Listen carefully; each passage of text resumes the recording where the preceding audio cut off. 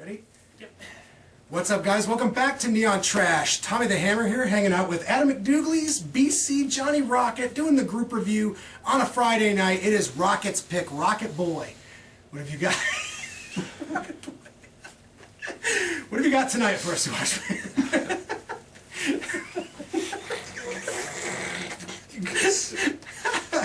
That means.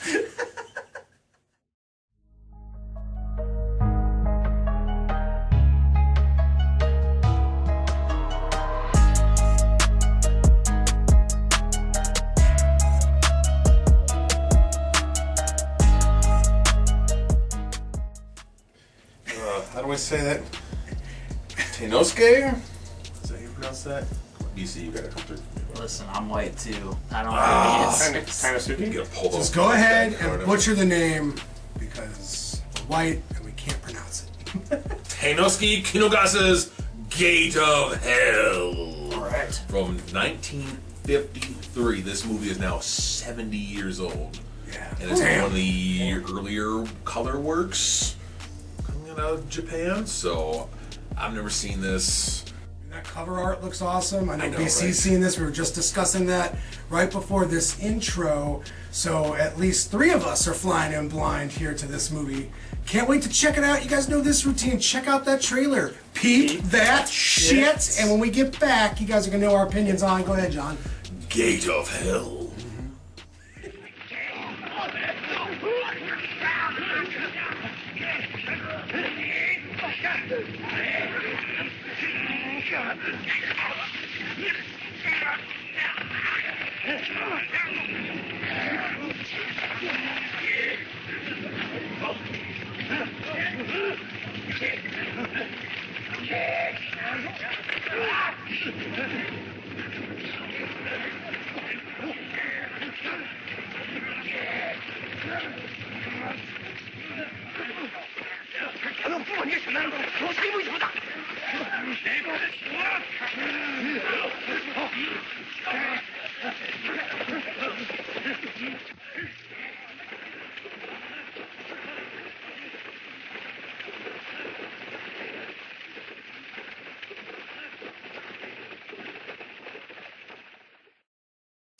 Okay, we just got done watching Gate of Hell, and this movie kind of does put you through some hell. Like, it is like heavy. This is a heavy flick. Like, this is like, I don't know. It's not. I mean, there's some violence and there, is a little bit of blood, but like the whole like thing just is so heavy. I just keep like that's just like that is like the word here. Like the mood, the atmosphere, like the color palette of this early color film. Like it's just so intense. It was a slog. It was like I say that, and normally that's like a bad thing, right? Like, oh man, we finally trudged through this film, but like you are like, it's almost like, I don't know, like a train wreck or like, an accident. Like, you can't look away from it. Like, it just keeps getting like worse. The director just like captures this mood so raw and like sincere, and like the actors like bring it. Our 3 main characters are just like, it's intense. Like, it's just like, wow. I mean, they don't make movies like this anymore. Like, they don't make movies like this anymore. Like, they just, that kind of. I mean, people can, like, the modern audience cannot handle a movie like this. I think the vast majority. So I'm not trying to get up on a high horse, but like the vast majority of folks can like not handle watching a flick like this these days. I don't think. Like, it's just the tastes have changed. Attention spans have gotten a little bit smaller, maybe. Even though this isn't a long movie, right? It's only an hour and a half, but like it feels like a full, like 2-hour plus feature. Just, I mean, the atmosphere is so thick. It's so many points. Like, yeah, I mean, this truly just, I mean, it's another cinematic work of art. It really is. This is a great flick. So I don't think I had trouble making sense of it the first time around. I just didn't quite know exactly how I felt when it first ended. I watched this about 3 years ago, and my initial thoughts after finishing it were kind of like, I was impressed with the craft. Like, yes, the colors pop, and it's notable for being one of the first color films from Japan, and it has a story that is easily palatable for Western audiences. I mean, it's just like a romance tragedy. I don't think you have to be particularly familiar with Japanese culture to pick up on what they're throwing down by the end. People are making decisions that we could be like, that's not very rational. But because it's got to have the heartbreak, you know, that's why they're doing it. Exactly. Almost like a manga on film. Like, it's just so, you know, I don't know, over the top, and it's so very like picturesque. Like, all the sets look so good with the costumes. Like, it's like, you know, just visually painted on screen for you. So it's just, you know. I actually felt like very much the same on this second go around. I was like, my feelings haven't really changed. And the big sticking point, or the big thing that I liked about the film, in the end, was the end. I think the ending, it hits hard because the two, they're the leads, but they're not our actual lead. But the woman and her husband are actually very likable, despite the fact that we don't spend the most amount of time with them. The struggle of this film is that you're spending the majority of your time with the guy that's pretty unlikable. I mean, he might as well be like an incel. Like, he's just obsessed with this woman. It's true. It's true. He's like, I tried to use force. How stupid am I? And then but he still does it. And I'm like, yeah, you're pretty stupid.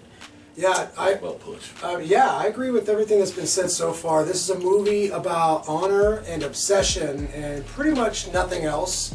So if you can't really gel with, as BC was saying, this rather unlikable character, then this might be an off-putting movie to you, especially at its length. But I gotta wonder if that's the intentions of the director. Obviously. Right, Obviously. yeah. And maybe I don't fully understand where his angle's coming by the heavy focus on such an unlikable character, but I will say from my viewpoint, I wasn't put off by him maybe as quickly as some people might be. Like, I was still busy kind of doing world building here and trying to understand where all these characters fit here or there and what their intentions were. And there was many times when I thought that the movie would go into a direction that it definitely did not go into. When I first heard the title of this movie, I thought it was going to be kind of like a supernatural movie dealing with, you know, demons and ogres and fires and pits and everything like that. But we're like gates of hell. Yeah. But you know, it turned out to be something far different. But I was not disappointed. The title of the movie is more metaphorical about just, you know, where one's, you know, where one can go if one gets, you know, down the wrong path too far. And what in my opinion makes this movie gripping is the fact that you're first introduced to this character who does, you know, a good thing initially, and you follow him, you think he's the lead.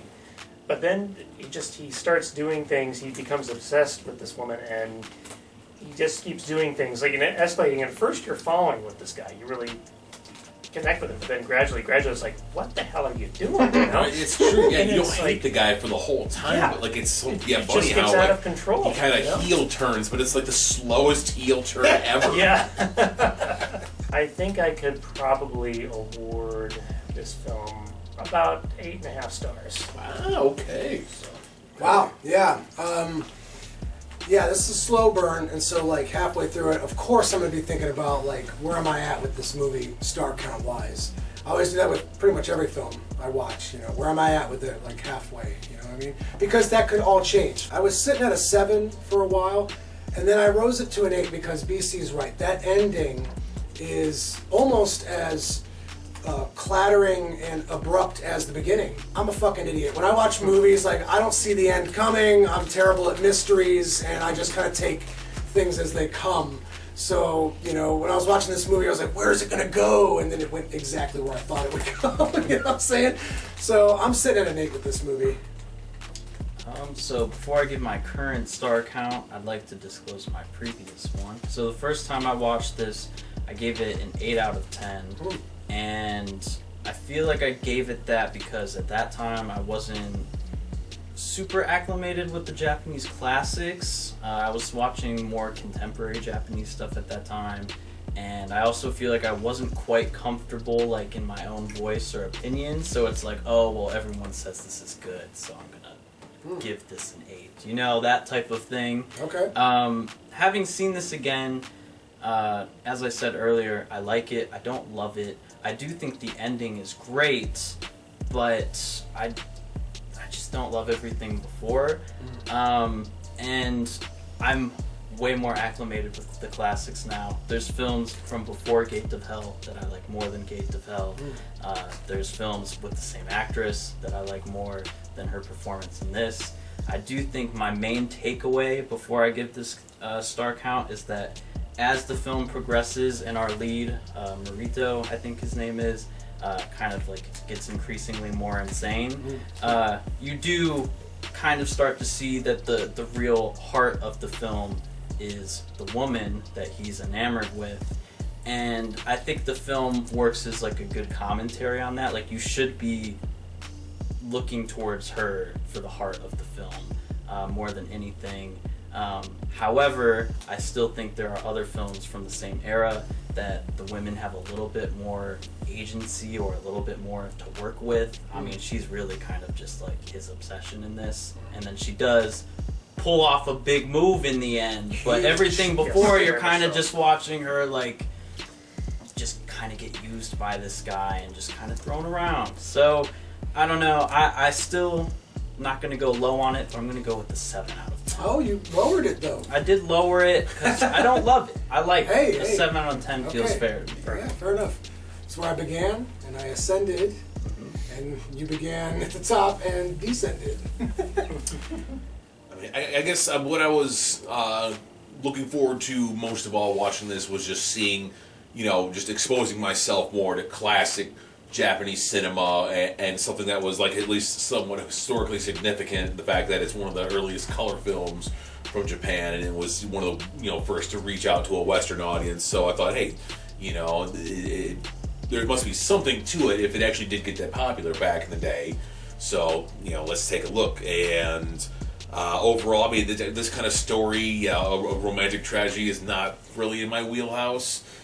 So I was kind of figuring, well, I'll just deal with whatever it is, and hopefully maybe it will be something cool. And it did give me a neat experience where you get to see this guy go from hero to insane incel. So I've been kind of bouncing around here with the star count. I mean, all the technical aspects of everything and the performances are absolutely fantastic. So that's going to pump up several stars right there. But I mean, overall, the story maybe a little too simple, but I also got to think it's now 70 years old, and like this is more, in that wheelhouse of mid 20th century. So, I got, for what it is, I'm still gonna give this 7.5 stars. Oh, fair enough. I mean, it sounds There's like only you're one- saying it like a racist man. Oh, Gate of Hell! But it's actually Gate of Hell. I mean, there can only be one gate of hell, right? If there's gates of hell, don't be that. I It doesn't be mean, like I don't know multiple if gates of anyone hell. was thinking that, but now that you said it, now I'm thinking about it.